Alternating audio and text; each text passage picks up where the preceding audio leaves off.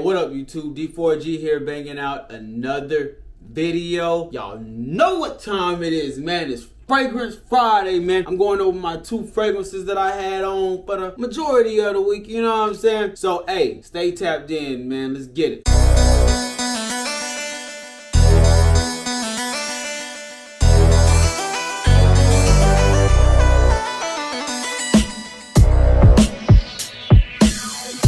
Alright, man, so y'all already know what's up, man. I got a goal. I'm trying to hit 200 subscribers by the end of April. So I need y'all to help me. Y'all help me. Man, hit that subscribe button, man. If you've been here for more than 2 fragrance videos, football, or lifestyle, we do ask that you support the channel just by hitting that subscribe button as well as the bell notification. So you'll be updated anytime we drop any new content moving forward. With all that being said, though, let's get into these fragrances. Alright, so let me get started by saying that both of these fragrances are B.O.B certified, man. Here comes the money. Here we go. One of them you can get for less than 50 depending on where you're shopping at. The other one you can get at rack stores for around 20 bucks. Now the first fragrance we're gonna go over today is gonna be Club de Nuit Milestone, man. The Nuit Milestone Imperial Clone. Now, I'm not gonna lie to you. It took me a while to get used to this fragrance. It took me a while to open up to this fragrance. And the main reason being is because the opening is not something that I normally like, I normally care for. It opens up very powdery in the open. Now this is a woody, floral, and musk fragrance.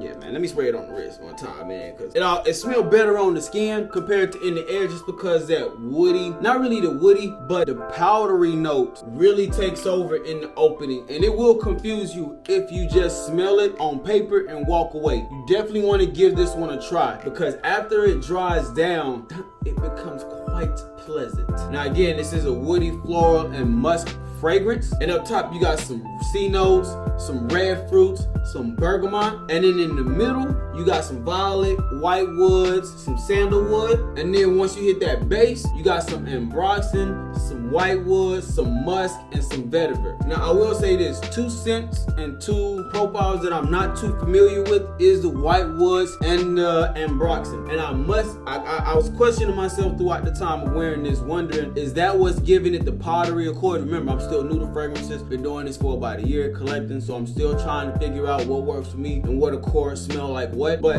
from the fragrances that I've smelled and what I have in my collection, understand this ain't just my whole collection, this is just what I have on display. But from what I've smelled and what I've noticed, the white woods and the ambroxan is not something that I normally have in fragrances that I care for. And I do wonder, is that what's giving it that powdery accord? Now I wore this fragrance for work throughout the whole week. I worked outside for the most part, but I still wore it. I just wanted to give it a try. But even when I was running around clean, you know what I'm saying, going to the gym or running some errands, going to a lounge or going out to eat, I still had this on because I really wanted to get a feel for what it's like when I'm pushing it through the rigorous trainings of being outside and working in the fields compared to if I'm in a controlled environment where there's AC and all these other things. And I must say it definitely performed better in the AC and the controlled temperatures. Now, you know, like I said, that powdery note, that powdery opening I was not a big fan of. But I must say, after about 5 to 10 minutes, I noticed that the drawdown was a lot more pleasant than the initial opening.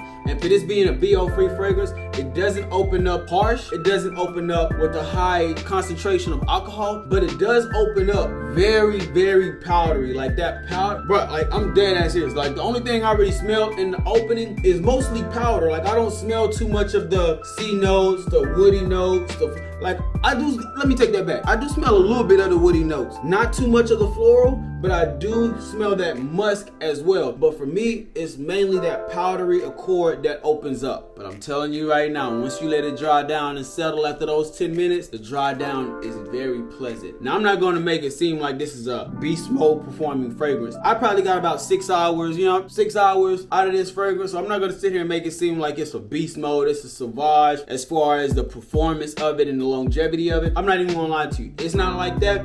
But for how much you're paying and the clone and the smell that you get out of it, it's worth every penny of it. I'll take that. I don't mind reapplying it, especially if I'm going out. But I will say this, if I'm going out, dinner, lounge, going out to have a brunch type of thing, there's no need to reapply because most likely I'll be coming back and if I got something else planned, I'm gonna change, and most likely I'll be changing my fragrances as well. But this right here, I will say this right now, this fragrance is B.O.B certified. This is a good fragrance to have. Is it a great fragrance to have? That would depend on you. That would depend on the person. But is it a good fragrance to have? Yes. chest. And then the second fragrance that I went over, y'all already know that cheapy gold Summer CK1 2019 edition, man. Now I'm telling you, it is a aquatic aromatic fragrance, but I'm not gonna lie to you. For me, it opens up very strong in the citrus department because of the tangerine that it has up top. That tangerine is very strong in it, but it does have that water notes. And after you spray it, two of the things that I notice the most is the water notes in the tangerine. I don't get too much of the bergamot. I don't get too much of the tea notes that's in the middle. I don't get too much of the musk, amber, or the driftwood. But for me, overall, that tangerine and those water notes are profound in this fragrance. And this is a great fragrance to have. Now, I will say this. This is going to be more something for more of my younger guys. You know what I'm saying? Like if you're just not getting into fragrances, this is something to add to your collection. If I was 19, let's say under 20, this would be a date night type of fragrance, especially during the spring and summer times,